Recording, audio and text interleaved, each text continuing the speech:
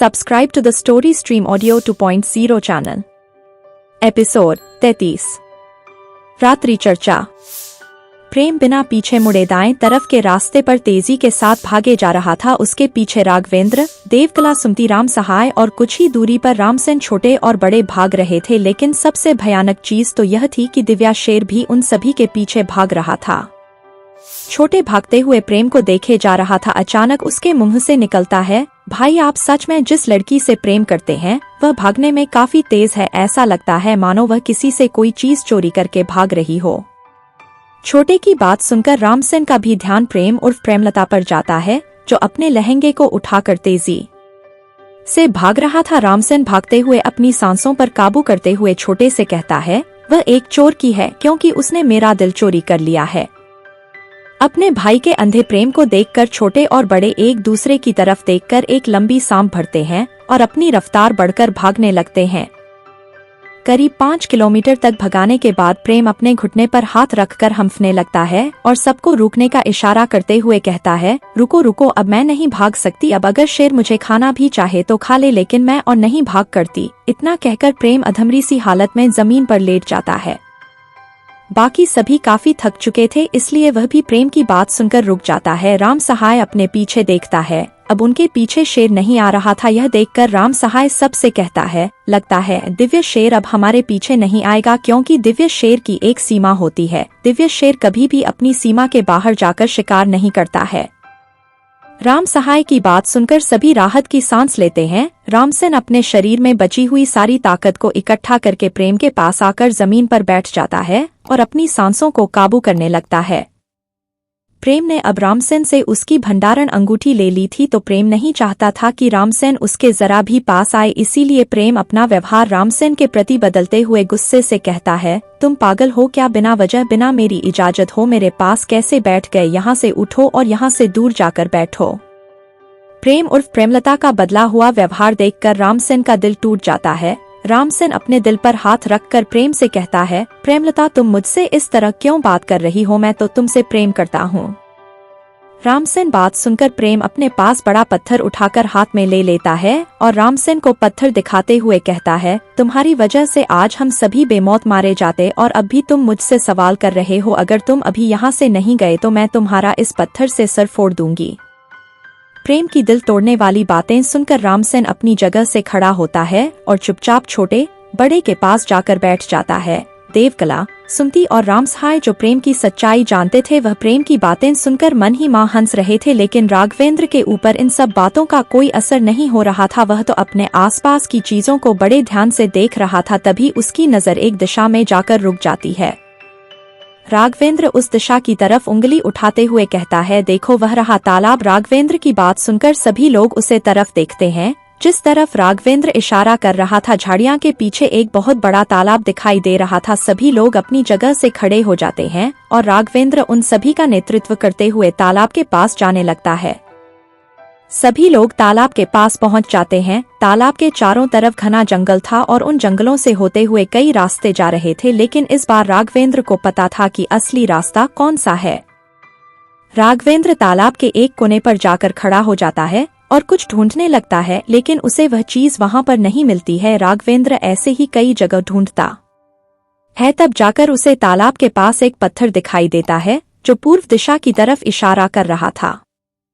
पत्थर का इशारा देखकर राघवेंद्र पूर्व दिशा की तरफ देखते हुए कहता है, देव आध्यात्मिक गुफा का रास्ता पूर्व दिशा की तरफ है। हमें जल्द से जल्द इस तालाब से दूर जाना होगा, क्योंकि रात के समय यहाँ पर काफी खतरनाक जानवर आ जाते हैं। बात की गंभीरता को समझते हुए सभी लोग बिना कुछ कहे राघवेंद्र के पीछे पीछे पूर्व दिशा की तरफ चल देते हैं। काफी देर चलने के बाद उन लोगों को एक खाली मैदान दिखाई देता है। राघवेंद्र मैदान को देखकर कहता है, हम लोगों को आज रात यहीं पर रुक जाना चाहिए, क्योंकि इससे आगे रात में सफर करना हमारे लिए सही नहीं है, क्योंकि आगे रास्ता जहरीले जानवरों का है। हमें नहीं पता होगा कि कौन सा जानवर कब हम पर अपना जहर प्रयोग कर दे। इतना कहने के बाद राघवेंद्र अपनी भंडार अंगूठी से कुछ खाने का सामान बाहर निकालकर जमीन पर रखते हुए कहता है, क्या कोई मेरी मदद करेगा? मुझे लड़कियां इकट्ठा करनी है। राघवेंद्र की बात सुनकर प्रेम राम सहाय को इशारा करता है। राम सहाय समझ जाता है कि प्रेम उससे क्या कहने की कोशिश कर रहा है। राम सहाय अपनी जगह से खड़े होते हुए कहता है, चलो लड़कियां इकट्ठा करने में मैं आपकी मदद करता हूँ। इतना कहकर राम सहाय राघवेंद्र के साथ जाने ही वाला होता है, लेकिन उससे पहले राम सहाय रामसेन और उसके दोनों साथियों की तरफ देखते हुए कहता है, हाथी की तरह शरीर है और तुम लोग हाथ पर हाथ रख कर बैठे हो। हमारे साथ 3 लड़कियां हैं, कम से कम उनके लिए एक उचित विश्राम करने की जगह ही बना दो, तब तक हम दोनों लड़कियां लेकर आते हैं। रामसेन को ताना देते हुए राम सहाय राघवेंद्र के साथ लकड़ियां लेने चला जाता है। राम सहाय की बात सुनकर बड़े अपने भाई की तरफ देखा है, जिसका चेहरा उदासी से गिरा हुआ था। बड़े कहता है, भाई यह बूढ़ा तो हमें कम बात कर चला गया, अब हमें क्या करना चाहिए? आपने अपनी भंडारण अंगूठी भी खो दी, अगर वह आपके पास होती तो हम लोग आसानी से सभी के रहने का प्रबंध कर सकते थे। प्रेम जो उन लोगों की बातें सुन रहा था, वह तुरंत रामसेन की अंगूठी पर अपने खून की एक बूंद डालकर उसके अंदर देखा है। सच में उसे भंडारण अंगूठी के अंदर बहुत सारी चीजें रखी हुई थी, कीमती खजाने, औषधि पुस्तक में और तंबू को बनाने की सारी चीजें रखी हुई थी। प्रेम इतनी सारी चीजों को देखकर खुश तो हो जाता है, लेकिन कुछ सोचकर वह उन चीजों को बाहर नहीं निकलता है, बल्कि मुस्कुराते हुए रामसेन की तरफ देखते हुए कहता है, रामू मुझे क्षमा करना, लेकिन मैं उस वक्त काफी गुस्सा थी, इसलिए मेरे मुंह से बहुत सारी चीजें निकल गई। क्या तुम अपनी प्यारी प्रेमलता को माफ नहीं करोगे? रामसेन प्रेम उर्फ प्रेमलता के मुंह से अपने लिए रामू शब्द सुनकर चौंक जाता है और तुरंत अपने घुटनों के बल चलकर प्रेम के पास आकर कहता है, क्या तुमने मुझे प्रेम से रामू कहा? जिस पर प्रेम अपनी मदहोश कर देने वाली आवाज में कहता है, हाँ मेरे प्यारे राम, सच में मैं भी तुमसे बहुत प्रेम करती हूँ। इतना कहकर प्रेम अपनी गर्दन पर हाथ मारते हुए कहता है, लेकिन जाओ, मैं तुमसे बात नहीं करती हूँ। तुम्हारी प्यारी प्रेमलता को जहरीले कीड़े काट रहे हैं और तुम चुपचाप बैठकर यह सब देख रहे हो। प्रेम की बात सुनकर रामसेन अपनी जगह से खड़ा होता है और छोटे बड़े के पास जाकर उनके सर के पीछे एक हाथ भाड़ते हुए कहता है, तुम्हारी माँ समान भाभी को जहरीले कीड़े काट रहे हैं और तुम लोग चुपचाप बैठकर यह सब देख रहे हो। जाओ और अपनी भाभी माँ के विश्राम के लिए एक अच्छी सी झोपड़ी तैयार करो। अपने भाई का बदला हुआ रूप देखकर छोटे बड़े दोनों हैरान हो जाते हैं और अपनी जगह से खड़े होकर लड़कियां लाने जंगल की तरफ चले जाते हैं। रास्ते में चलते हुए छोटे बड़े से कहता है, बड़े मुझे कुछ ठीक नहीं लग रहा है भाई, जिस औरत को हमारी भाभी बनाना चाहते हैं वह मुझे चालक और सातिर लग रही है। ऐसा लग रहा है कि वह भाई का फायदा उठा रही है और काम खत्म होने के बाद वह भाई को किसी कीड़े की तरह बाहर निकाल कर फेंक देगी। छोटे की बात सुनकर बड़े भी अपना सर हमें हिलाते हुए कहता है, हाँ छोटे तू बिल्कुल सही कह रहा है, लेकिन हमारे मंदबुद्धि भाई को कौन समझाए हो तो उसे चालबाज औरत के प्रेम में पागल हो गए हैं। अब हमारे समझने का कोई फायदा नहीं है, अब उन्हें वह औरत ही समझाएगी। इसी तरह की बातें करते हुए वह दोनों अपना काम करने लगते हैं। कुछ ही देर में छोटे और बड़े अपना काम बखूबी कर देते हैं और 4 झोपड़ियां तैयार कर देते हैं। प्रेम यह सब देख रहा था, वह भी अपने मन में छोटे और बड़े के काम करने के कौशल की प्रशंसा करता है।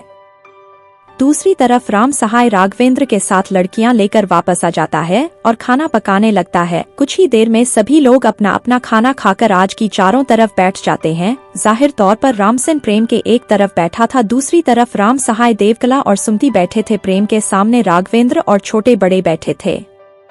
प्रेम बात को शुरू करते हुए कहता है, आखिर तुम लोग देव आध्यात्मिक गुफा को क्यों ढूंढ रहे हो? मैंने सुना है कि वह गुफा केवल आध्यात्मिक शक्तियों को जागृत करने में मदद करती है, लेकिन जितना मैं देख पा रहा हूँ तुम सभी की आध्यात्मिक शक्ति पहले से ही जागृत हो चुकी है।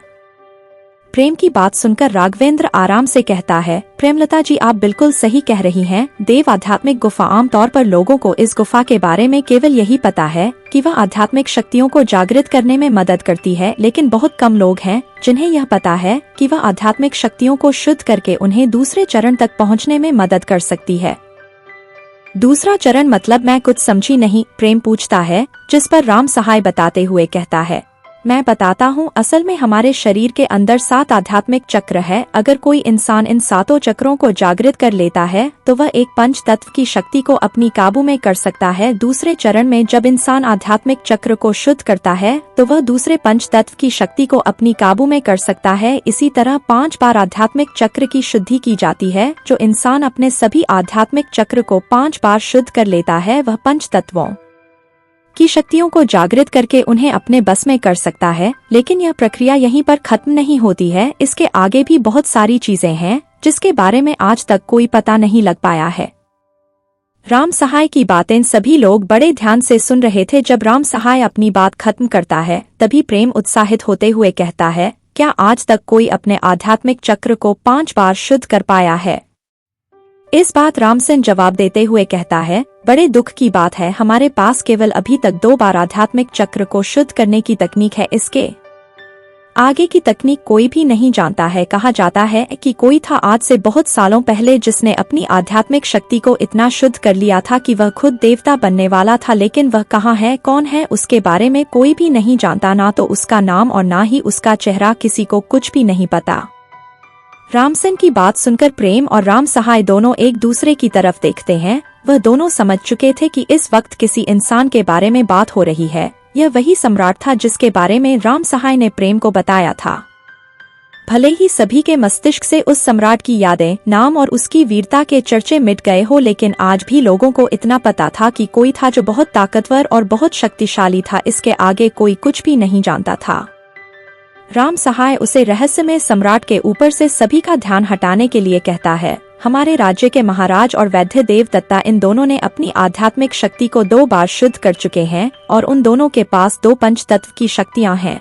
राजकुमार संजय और राजकुमार तेजस इन दोनों ने बहुत कम उम्र में अपने 7 आध्यात्मिक चक्र को जागृत कर लिया था और एक पंच तत्व की शक्ति भी काबू कर ली थी।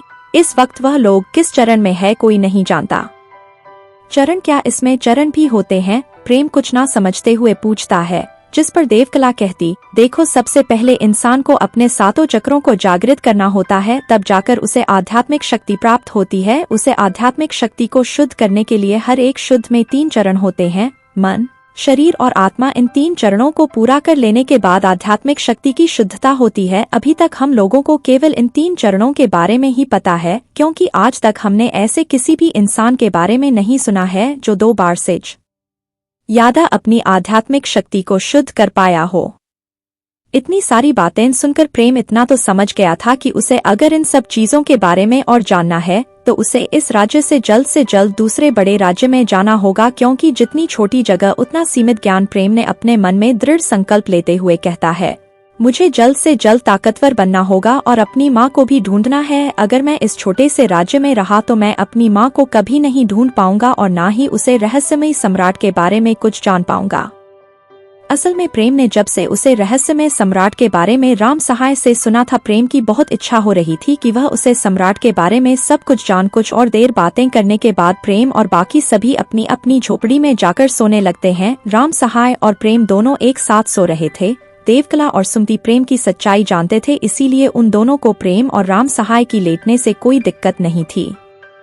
लेकिन रामसेन राघवेंद्र के साथ पूरी रात लेटकर जागता रहता है, क्योंकि उसे प्रेम और राम सहाय को एक साथ लेते देखकर नींद नहीं आ रही थी। छोटे और बड़े दोनों एक साथ एक झोपड़ी में थे और देवकला और सुमति दोनों एक झोपड़ी में थे। देखते ही देखते वह रात भी बीत जाती है। तो दोस्तों, हमारा हीरो प्रेम क्या करेगा? इस देव आध्यात्मिक गुफा वाले चैप्टर में हम लोगों ने काफी सारी चीज देखी। क्या देव आध्यात्मिक गुफा मिलने के बाद प्रेम कितना ताकतवर होता? ताकतवर होने के बाद क्या वह राजा बनेगा? राजा बनने के बाद वह अपने भाइयों के साथ क्या करेगा? और वह जो उसका दोस्त है वह और उसकी कहानी क्या है? जाने के लिए सुनते रहिए सिर्फ हमारे YouTube चैनल पर प्रेम थे हिडन वॉरियर। और न्यू एपिसोड देखने के लिए चैनल को सब्सक्राइब करना बिल्कुल ना भूले।